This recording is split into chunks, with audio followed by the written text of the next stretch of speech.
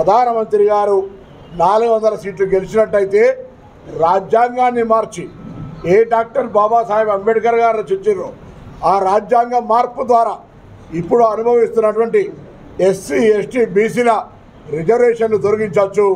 పార్లమెంటులో ఉన్నటువంటి 3వ వంతు ఓటింగ్ ద్వారా 543లో 400 మెజారిటీ ఉంటే ఆయన పార్లమెంటులో ఉన్నటువంటి రాజ్యాంగాన్ని మార్పు చేసుకొని భవిష్యత్తు కాలంలో నియంతలాగా ఉండాలి. దేశంలో ఉన్న సంపదను ఆదాని అంబానీ గుజరాత్ కుటుంబాలకు అప్పచెప్పాలి.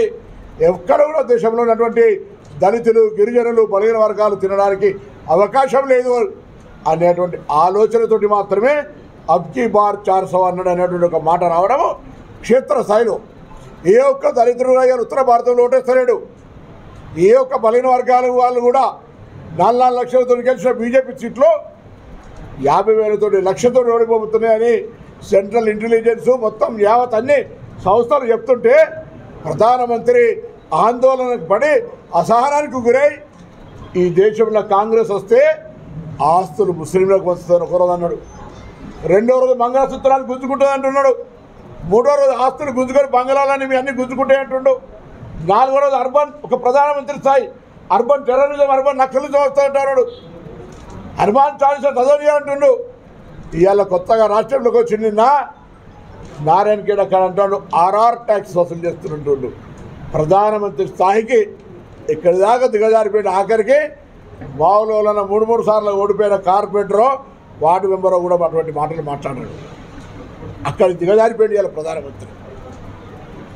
మేము అడుగుతా ఉన్నాం, ఈ దేశంలోని మొత్తం యావత్ సంపద 11 లక్షల కోట్ల రూపాయల సంపద ఎల్ఐసితో సహా బిఎస్ఎన్ఎల్తో సహా ఎయిర్పోర్టులతో సహా పోర్టులతో సహా ఆదాని అంబానీ A+A ఇద్దరికి అప్పచెప్పిన మాట వాస్తవం కాదా అని అడుగుతా ఉన్నాం. ఇవాళ ఇది తెలవగానే మీ అదనలే ఇదనలే మాట్లాడుతూ ఉన్నారు.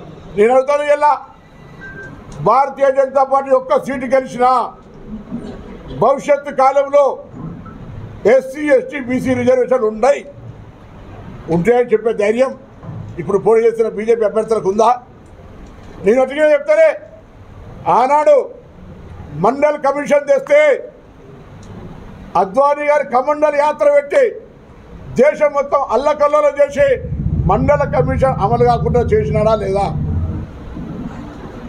అదేవిధంగా ఆర్ఎస్ఎస్ చీఫ్ మోహన్ భగవత్ గారు ఈ దేశంలో రిజర్వేషన్ రహిత భారతదేశాన్ని తీసుకొస్తామని చెప్పిండా లేదా?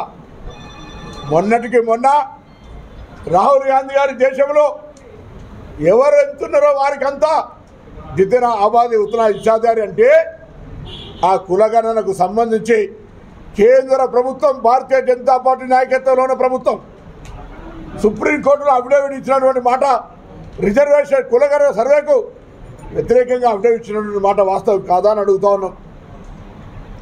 ఇలా అమిత్ షా ఇంకొకరు ఏం మాట్లాడినా ఈవెన్ మన పార్లమెంట్ సభ్యుడు బండి సంజయ్ కూడా రిజర్వేషన్ దళితుల యొక్క రిజర్వేషన్ పొందే విధానాన్ని అవమానపరిచినటువంటి మాటలు మాట్లాడింది వాస్తవం కాదా?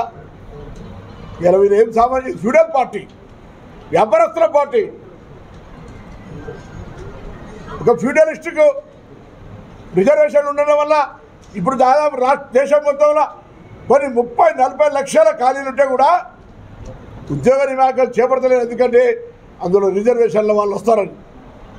ఇవాళ ఐఏఎస్ ఐపీఎస్లకు సంబంధించి యూపీపీఎస్ ఎగ్జామ్స్ ద్వారా కూడా ఏ హక్కు ఇప్పటికి కూడా ఎస్సీ ఎస్టీ బీసీలకు ఉందో అది కూడా నిండకుండా ఉండేటువంటి పరిస్థితులు కలగజేస్తున్నాడు ఇవాళ నరేంద్ర. అది కూడా పార్లమెంటు సాక్షిగా క్వశ్చన్కు జవాబిచ్చిన ఆన్సర్లో ప్రభుత్వమే ఒప్పుకుంటా ఉన్నది లిఖితపూర్వకంగా అవన్నీ మీ కాయిదాలు పెడతాం. ఈ రోజు ఇటువంటి పరిస్థితి నుంచి బయటపడాలంటే దయచేసి ఒకసారి ఆలోచన చేయాలి.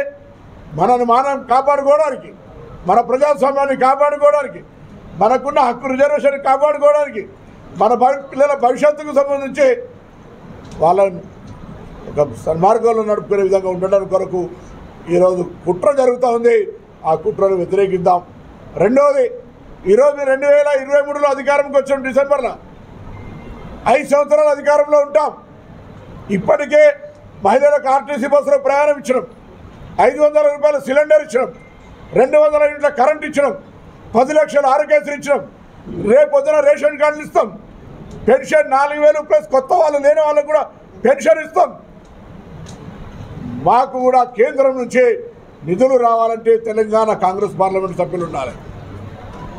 తెలంగాణ కాంగ్రెస్ పార్లమెంట్ సభ్యులు ఉంటేనే ఇవన్నీ కార్యక్రమాలు సక్రమంగా చేయగలుగుతాం. వేరే వాళ్ళు వస్తే ఈ కార్యక్రమాలకు అడ్డంకులు వేస్తారు.